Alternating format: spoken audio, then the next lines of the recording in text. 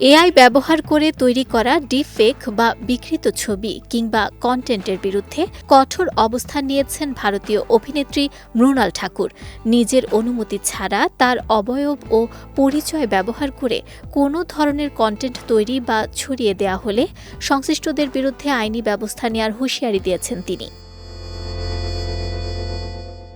সামাজিক মাধ্যম ইনস্টাগ্রামে এক পোস্টে এই হুঁশিয়ারি দেন এই অভিনেত্রী। নির্দিষ্ট কোনো ঘটনার উল্লেখ না করলেও পোস্টটিকে চূড়ান্ত সতর্কবার্তা হিসেবে গণ্য করার আহ্বান জানিয়ে মৃণাল লেখেন, আমার অবয়ব ব্যবহার করে ডিপফেক কন্টেন্ট তৈরি বা শেয়ার করা বেআইনি ও অগ্রহণযোগ্য।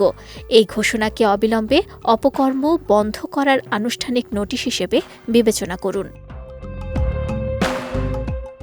পোস্টে অভিনেত্রী আরও লেখেন, এরপরও যদি তার পরিচয় বা অবয়বের অপব্যবহার করা হয় তাহলে তিনি সরাসরি আইনি পদক্ষেপ নেবেন। এআই প্রযুক্তির অপব্যবহার ঠেকাতে সম্প্রতি ভারতের অনেক তারকাই আদালতের দ্বারস্থ হয়েছেন। অনুমতি ছাড়া তাদের ছবি, ভিডিও বা পরিচয় ব্যবহার করে তৈরি কন্টেন্টের বিরুদ্ধে আইনি ব্যবস্থা নিয়েছেন অক্ষয় কুমার, অনিল কাপুর, শিল্পা শেঠি, প্রীতি জিন্তার মতো জনপ্রিয় অভিনয় শিল্পীরা।